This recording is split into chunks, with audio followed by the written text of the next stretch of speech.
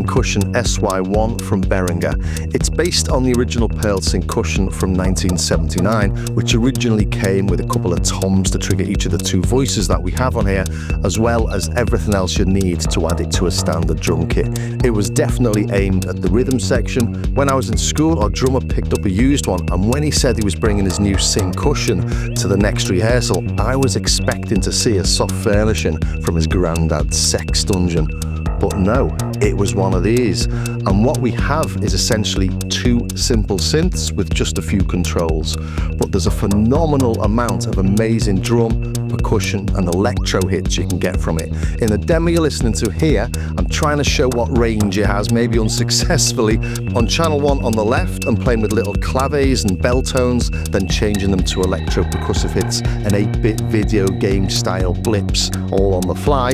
And channel 2 on the right hand side is playing the bass line, tuned simply using MIDI notes from Logic, with a healthy dollop of reverb on the left and a little tickle of delay on the bass.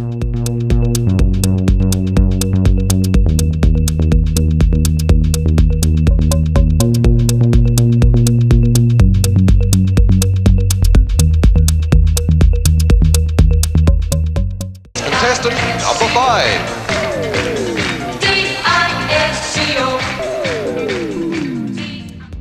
And to quickly explain what's going on here, we've got two identical drum synths, 1 and 2, obviously, and these have got two oscillators plus noise in, and the oscillators and the noise are hidden behind these 6 different modes. I'll get to those in a minute. But basically, we've got really limited control. We've got the tuning and the decay being the sort of tail of the drum sounds. The width, you can think of that as the filter, because it sort of is.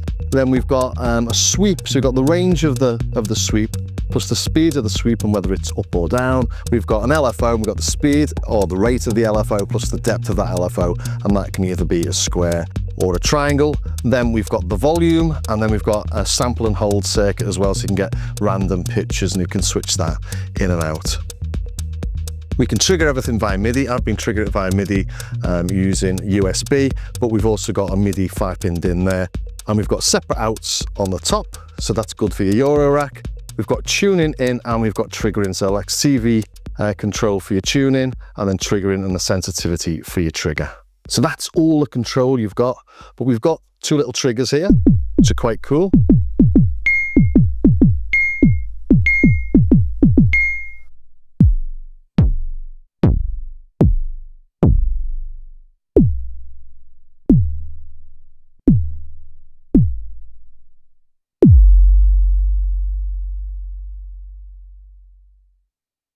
So very simple finger drumming if you want to do that. But looking over here at these different modes then, if we just drop this a bit to make it more obvious. This is just a single oscillator on A. B is the 2 oscillators with FM. To get those FM style tones, I'll just increase the filter so it's more obvious. This is the 2 oscillators mixed. You can hear there's 2 tones in there. Then we've got the 2 oscillators mixed with a sweep. Then we got the 2 oscillator FM plus noise. And then we've got just noise. So just noise, for example, is great for little hats. Let's pitch it up. Make it brighter. If we put that onto A, so this is a single oscillator, bring it down a bit.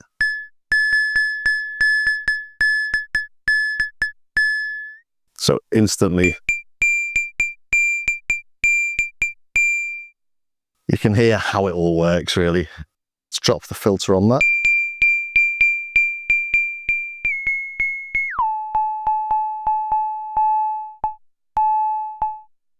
Maybe add some sweep. Now, this range knob determines the end of the sweep. So if we go down and we put it down, it won't be on the same tone as it is now. It'll go lower. And that's the speed of that.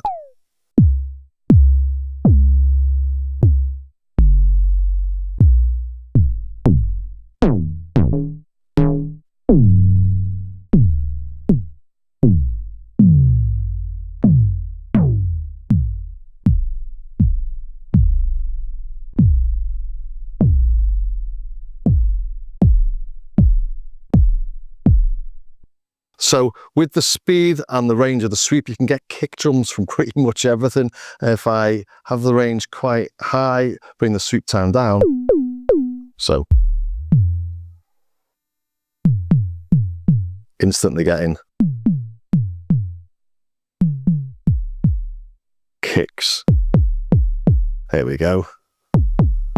So the filter up to get the little transient, and then the decay for the length. And then let's do a long sweep, so try and get it a bit 8080. That's nice, that, isn't it? Range is a bit too high there. Let's just bring it a bit higher because I can't hear that through these speakers.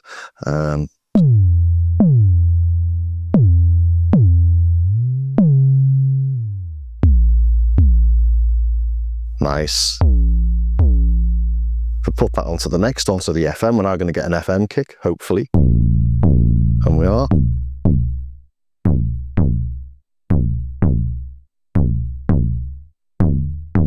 Or toms. So you can get a range of tones from each of the different modes. Take the sweep off this, you can get nice little melodies out of it. So the tuning's quite interesting because if you've not got any MIDI in, or you're not using MIDI, this is the tuning. Nice that, isn't it? This gives you nice little claves as well. Bring that down a bit. So all those sort of CR78 type tones. Let's put the sample and hold on.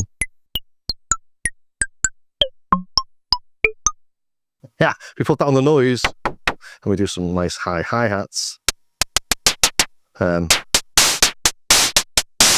getting a different tone on the hi-hats with every hit. Using the keyboard then, as I say, this is coming through the USB. We're just tuning it perfectly. But if I change the tuning, so I can change the tuning. I was doing a little bit of that on the intro track, but it always came back to the tuning that's been sent via MIDI.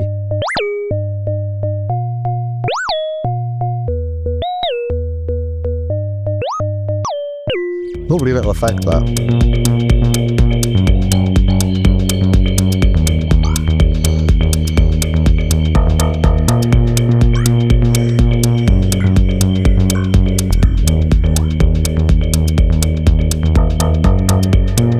And as I said in the intro, the amount of tones you can get from this is phenomenal considering how basic it is, you know.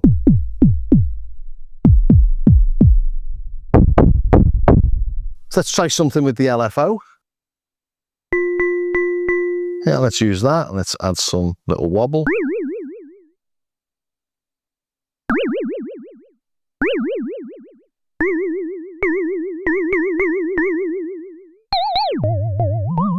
Actually, let's do that on a kick. Got a kick set up here. So let's add a little bit of LFO in there. Make that decay longer. Let's bring it a bit higher just so you can hear it in case your speakers don't go that low. Nice that. Just take that off for a second. It's a single oscillator. It kicks nice, isn't it?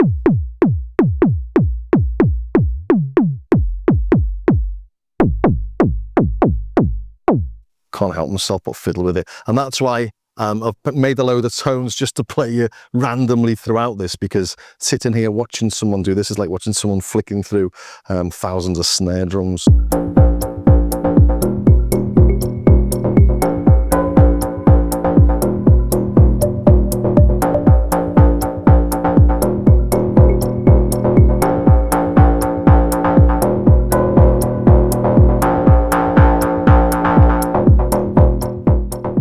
So D is good for toms because it's got the sweep built in. On the original, and I think on this as well, I've not tried the triggers, but the more, the higher the signal from the trigger, the more sweep you get, and these don't work.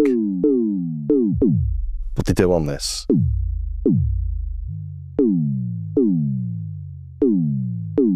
If we put down a single oscillator maybe, higher.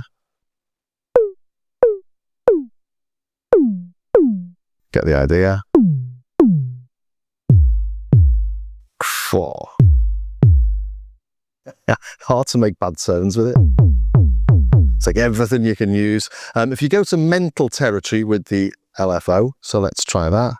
Let's put the speed up and the rate up and the depth up. You can get really nice, weird sort of, almost like ring moddy tones. If we put that onto a square, we can get nice little 8-bit style things. And I think the fun of this is, as you saw in that intro track, is playing it live. You can make as big a sample pack as you like, which I have been doing for my patrons.